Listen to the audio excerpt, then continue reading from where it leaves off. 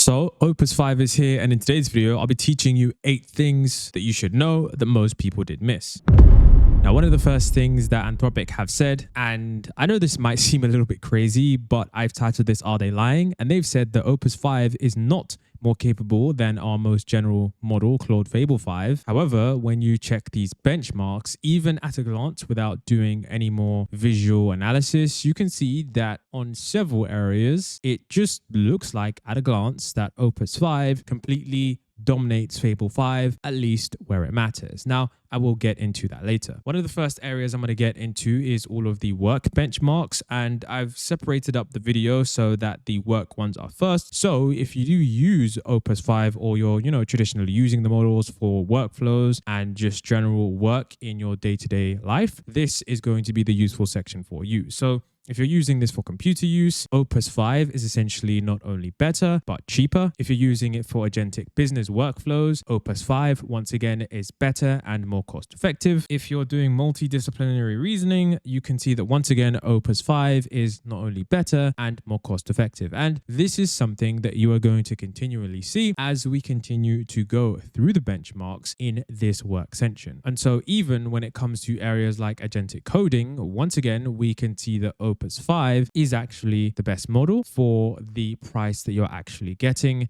in terms of the raw intelligence. I would say that in some areas, it is basically tied with the GPT 5.6 Sol in agentic coding. But of course, if you're using Anthropic's ecosystem, I think these small changes here won't matter. Now, those are the benchmarks that Anthropic did release themselves, but I've done a bit of a deep dive to see all of the other areas and the other work areas / benchmarks that they have open. And one of those is the Apex Agents Merkur. And this is a well-known AI productivity index built by Merkur to test whether frontier AI models can do real, economically valuable work. And there are a few flavors. So the one at the top, you can see here, this is the testing for professional jobs. So it's investing banking associates, management consultants, big law associate, and a primary care physician. This one uses 200 plus real tasks with expert written grading rubrics. And currently you can see that Opus 5 completely takes the cake at 43.5%, completely dominating. Well, I say completely dominating, but it's just marginally better than Fable 5. But you have to remember, which I'll get into later, the pricing of this Opus 5 is half the cost of Fable 5. So it doesn't really make sense to use Fable 5 in that scenario. Once again, if we look at the Apex SWE, the software engineering specific version built with cognition, testing, its integration, and observability tasks, Fable 5 does lead a little bit, but that change isn't that much in terms of the things that you would notice, because once again, when you do look at the pricing, it doesn't really make sense. Once again, we do have the VALS index, which is a proprietary benchmark by VALS AI that measures large language models on real-world professional tasks weighted by their economic impact on the United States economy. And so essentially, instead of treating all capabilities equally, it computes a weighted average of a model's performance across key economic sectors, such as finance and coding, proportional to their contribution to the United States GDP. And it evaluates the models on actual professional tasks and workflows rather than generic or academic style question. And the reason I like to include these work benchmarks is because whatever Anthropic do release, there's going to be bias there. They're going to want their models to perform best on those benchmarks. But those other ones that you're seeing, these ones are independent and other bodies, which means that you're getting a more honest opinion because it's not like Anthropic's paying them to present a specific output. So here you can see that Opus 5 is a little bit less than Claude Fable 5.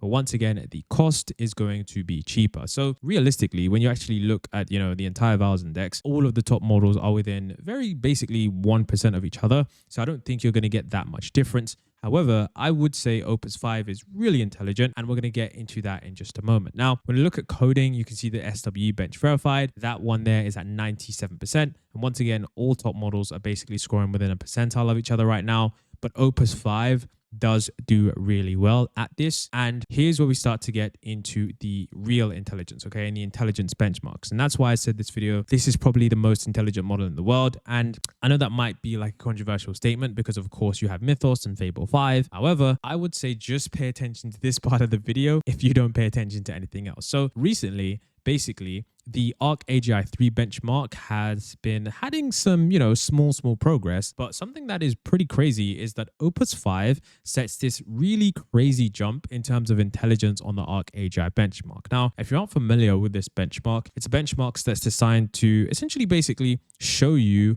what actually performs well in terms of being able to perform well on something you've never seen before. So all prior benchmarks, you could argue that they're essentially variations of the same problem, but Arc AGI uses these unique problems, but Opus 5 manages to score 3 times as high as the next best model, scoring a new state-of-the-art of 30%, which is pretty crazy, okay? It's not like a smooth S-curve or, like it just ramping slowly up. This is just a 3 times jump, which means they probably did something really innovative here. And AI Safety Memes says, good Lord, because the craziest thing about this is that this is a 2-month jump. So this isn't like, models that are released years apart. This is 2 years. Well, not 2 years. See, even I'm making mistakes here. It's 2 months. And then you can see Opus 4.8 high to Opus 5. There is a clear, jump in terms of the intelligence. Now, the reason I've included the Arc AGI, and this is when I want to get into like how smart the model is, just general knowledge, is because something that you may realize is that there is essentially a big model smell that people talk about. And essentially all this means is that the vibes of the model. So what this means is basically when you have a query and you essentially query an LLM or an AI model or an agentic system, oftentimes it may not really understand what you mean. And then because it doesn't understand exactly what you mean, it drifts ever so slightly. And by the time you get your final output, you're just like, oh, this is just so frustrating. So it will seem like with this Opus 5 model, if it's so, internally smart, it's able to reason so well, it's quite likely that this model is going to be really good at general reasoning and other things. So one result I'm looking forward to is the simple bench. Hopefully it does perform well on that. So you can see here, Arc Prize have said that Claude Opus 5 was able to score 100% on 5 previously unbeaten environments. Of these, it was able to beat 4 of them, matching or surpassing human level efficiency. And they've beaten some new environments, which is pretty crazy. And then it talks about, it says, during our analysis of Opus 5, we observed a new capability previously unseen from frontier models. And basically, what they're talking about here is that Opus 5 looked at a visual puzzle, figured out the mathematical hidden rule by itself, and used it to solve a puzzle no previous model had solved, which I think is very, very impressive. Solving something that no other model has been able to solve before just goes to show how incredible this model truly is. Now, once again, you can see this long piece of text, which I'll just quickly summarize. And he starts by saying that Opus 5 is the first model to do relatively well on Arc v3. On the semi-private, it fully completes 20% of the games. It also scores 0 on 20%. And this dichotomy is very interesting. So I spent time to watch it replay. And the main takeaway is that simple games seem easy and complex games seem hard for Opus 5. And the fact is that simple games are now winnable is a big step towards agentic intelligence in novel environments. And when it wins, it does so with very effective goal recognition, hypothesis exploration, and context compaction / carry forward. And so another piece of intelligence that people did miss is that Claude Opus 5 achieved a perfect 42 out of 42, a gold medal level performance on the IMO of 2026 without using an agent harness or any tools, which is pretty insane. So you can see in the paper, they say that we prompted Claude Opus 5 to solve each IMO 2026 problem without any agent harness or tools, instructing it to provide a rigorous self-contained proof. We set a 256,000 token limit output, used adaptive thinking at max, and attempts that exhausted the output limit were resampled at lower thinking efforts. One of the solutions required this remedy. And it manages to score 42 out of 42, which is gold medal performance, well above the performance of 29 out of 42. So that's pretty crazy. Now, if you want to get into the medical performance, we can get at this, which is where Opus 5 scores relatively well, coming in at second place. It debuts at 0.68, just behind Meta's MuSpark 1.1, which is a very underrated model that most people have missed. When it comes to misalignment and misaligned behavior, I think this is an important thing to, talk about, considering GPT-6 quote-unquote escaped containment. Opus 5 does seem like the most aligned model, but it did do a few things that were a bit weird. I'm not sure how they're making this model more aligned if it's more smart. Honestly, Anthropic are some geniuses anyways, so I'm not really sure how they managed to do this, but it did do a few, unaligned things. And I won't dive into them that much because they're not anything crazy as far as I'm concerned. And so it's just your standard misalignment stuff, like just doing a few weird things on tests. Now, here's where we have a look at biology and virology. And this is the really interesting one because Zvi Moshowitz says that Opus 5 looks at least as good as virology on Fable. And if so, how comes Opus 5 doesn't need Fable's bioclassifiers? Why does Fable? So basically he's saying that, look, if Opus 5 is so good, why isn't it like bio locked off and all these restrictions in the same way that Fable is? And apparently it's because deep down, Fable just has, I don't know, maybe it's an internal world model, but basically just smarter at the baseline. So apparently, whilst Opus 5 is really good at, virology tasks and DNA synthesis screening, it doesn't need those safeguards. Now, if you're wondering, and this is point number 5, which model to use, this is essentially where we get into that. So some would argue, and this is Val's AI, they have basically said that the best reasoning level for Claude Opus 5 is going to be high. Now, of course, I would say test this depending on what you do, but based on this and the next slide, I would say high or medium is your best bet. So Val's says that the reasoning level for Opus 5 across their tests, when they were benchmarking it, the one that they deliberately got the most results, not deliberately, but the one that they found that got the most results was high. And then it was something that was really, really interesting was that Anthropic published this, and they basically said that when they turned the reasoning up beyond medium, the result actually decreased, which is super, super weird because the more you put the reasoning level up, the better the model is supposed to increase. So it's really weird because this happens up to a point which we can see is medium. So for some of you guys, if you're using this in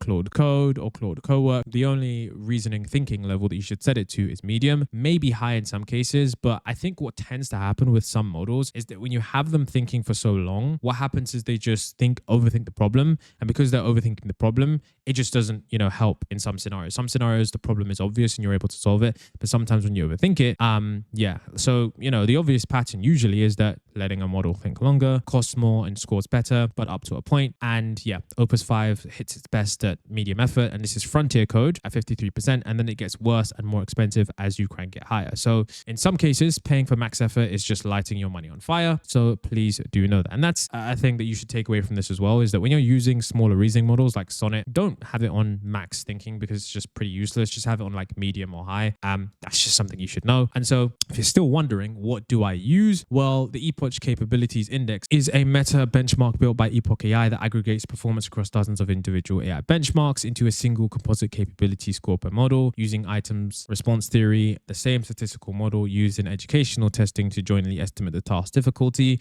and test taker ability. It's based on the paper A Rosetta Stone for AI Benchmarks. It's basically designed to be something that doesn't get saturated by AI benchmarks, meaning it can keep distinguishing model capability even after the top models start hitting 90% on the things that we discussed, like the SWE bench. So with this, we can see that it's actually firmly behind Fable and GPT 5.6 Sol. So you could argue that where this model sits overall, if you want to look at some extremely, extremely objective benchmark, you could say that it's behind Fable 5 and behind GPT 5.6 Sol. But of course, it's going to be up to you when you test it. Now, point number 7 is going to be pricing. And so pricing is that Claude Opus 5 is priced at 5 million per input and 25 per million output, which is the same at Opus 4.8. So if you're wondering just how expensive this model is, yes, it is still expensive because it's an Anthropic model. And of course, because of the tokenizer, it sometimes can think a little bit longer, leading it to be a little bit more expensive. So do bear that in mind, that this is probably going to be your workhorse model in terms of the model that you use to get work done. But of course, because it's cheaper than Fable 5, it should give you Fable 5 level output for the cost of Opus 8. Now, of course, there is one last thing that I need to include. There is a fallback, and Lisan Gibb actually posted this, and basically there is a fallback to Opus 4.8. So don't think that while using this model, it's just all going to be Opus 5. It sometimes will have fallbacks to Opus 4.8. So depending on your agentic setup, you'll need to make sure that you are aware of that. And if you don't want the fallbacks and you think whatever you're working on is essentially too close to the frontier of code or security or biology, then it would be making sense to use GPT 5.6 or a different model that just doesn't have those safeguards. So those fallbacks do exist. So don't think it's just something that you can completely use. And I saw this funny tweet from Ludwig Borek that says the illusion of choice. Okay, Fable 5 or Opus 5 with a fallback to Opus 4.8. So if you guys did enjoy this video, let me know your comments and I'll have a video for you guys later.